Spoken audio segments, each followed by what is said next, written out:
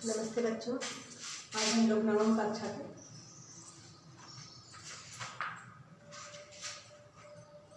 अध्याय 11 क्षितिज भाग्य पढ़ाने वाले हैं। सवैये, इसके लेखक हैं रस खान, यानी रस के खान। इनका जीवन परिचय यह कृष्ण भक्त मुस्लिम कवियों में से है।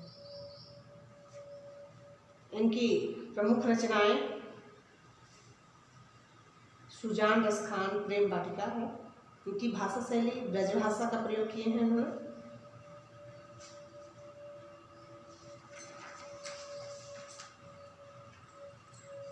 रस खान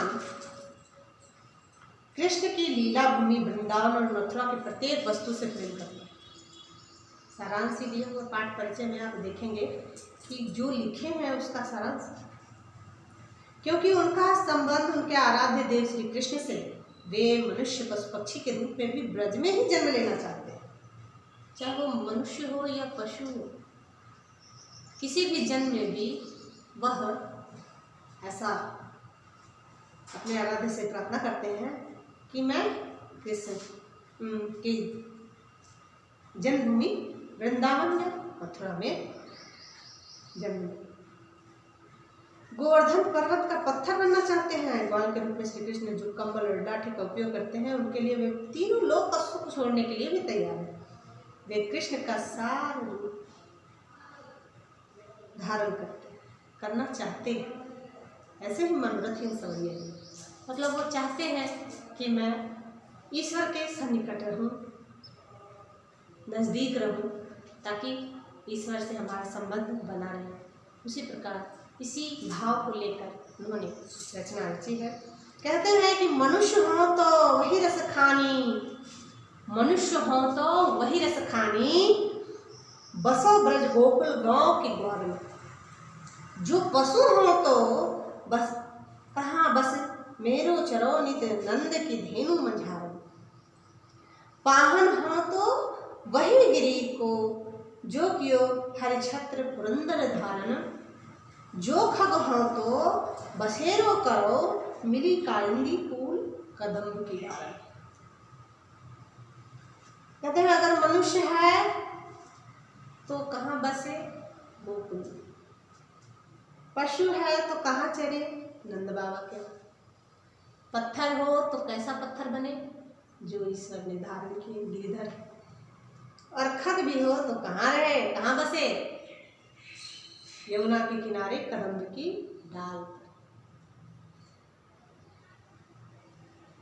प्रत्येक स्थिति में कृष्ण का निकटतम सानिध्य प्राप्त करना चाहते हैं। यही सवैये का भाव। सवैया छंद का एक वेद है, जिसमें 22 से 26 वर्ण होते हैं। अब दूसरा, या लकुटेरु कामरिया पर राज तिहु पुरको तजिडारो, आठों सिद्धि नौ निधि के सुख, नंद के गाई चराए विसारो। रस खान कबों इन आखिन सौ, ब्रज के बन बाग तड़ाग निहारो, कोटिक एकल धौत के धाम, करीब के कुंज ऊपर वारो। सर्वस्व निछावर ईश्वर की भक्ति के लिए ऐसे ऐसे भक्त कवि बने, और वो भी मुस्लिम है।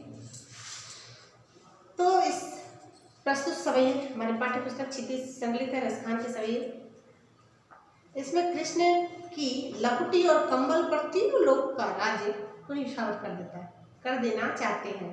8 सिद्धियों और 9 निधियों के सुख को गाय चराने के अवसर मिल जाने पर निछावर करना चाहते हैं। रस खान कहते हैं कि यदि केवल एक बार भी इन आँखों में मैं ब्रजमंडल के बड़ भागों को देख पाऊं, तो उन पर करील कुंज पर सोने के बने करोड़ों भवनों को निशान कर दूं। करील कुंज ऊपर वाला।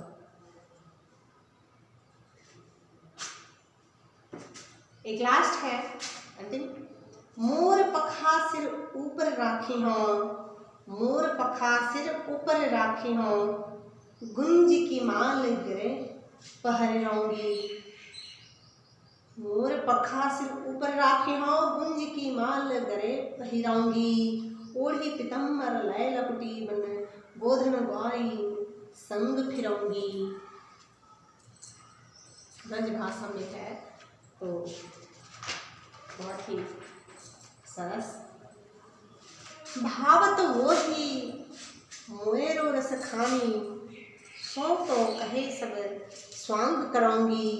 या मुरली मुरलीधर की अधरान धरी अधरान धरूंगी। यहाँ देखिए लास्ट जो पद्यांश है खान जी कहते हैं कि हे सखी मैं मोर पंख सिर के ऊपर रखूंगी, गुंजा की माला भी गले में पहनूंगी, लपटी लेकर पीताम्बर ओढ़कर गायों और ग्वालों के साथ वन में घूमूंगी। इस खान कहते हैं कि गोपिका अपनी सखी से कहती है कि कृष्ण मुझे इतना भाते हैं, इतना पसंद है कि मैं उनके रूप का प्रत्येक स्वांग करने के लिए तैयार हूँ। लेकिन यह है कि वह मुरली जो कृष्ण के अधरों पर विराजती है उसको कभी अपने अधरों पर नहीं धरूंगी। अब इतना ईश्वर का लिहाज कि कम से कम वो मुरली जो धर है, कहते हैं कि या मुरली मुरलीधर की अधरान धरी अधरान धरूंगी, तो वो मुरली बजाने चाहते हैं।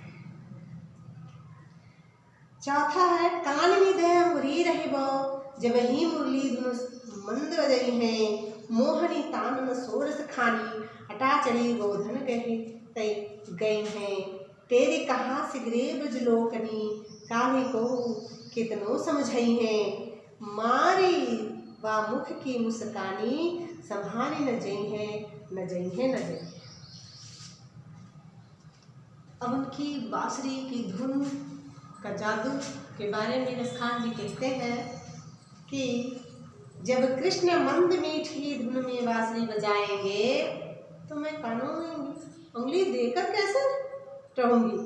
जब वे मोहिनी तान में गोधन के गीत गाएंगे तो घर के अटारी पर मैं कैसे नहीं आऊंगी। इसलिए गोपी कहती है कि मैं बार बार पुकार कर ब्रज के लोगों से कह रही हूँ कि कल जब वे यहाँ आकर मुस्काएंगे तो उनके लाख समझाने पर भी उनकी मुस्कुराहट के प्रत्युत्तर में मुझे मुस्कुराना ही होगा। अर्थात मैं श्री कृष्ण की मुस्कान की मादकता से बच नहीं सकती, श्री कृष्ण की मुस्कान की मादकता से बच नहीं सकती। भक्ति रस जिनमें श्रद्धा है, भक्ति है, उनसे अलग कैसे ना सकते हैं। तो पद पढ़िए, शब्दार्थ पढ़िए, समझिए। भक्ति रस से उत्पत्ति रसखान की पद्यांश है, इसके भाव को समझकर लिखिए। आज तक के लिए इतना है, धन्यवाद।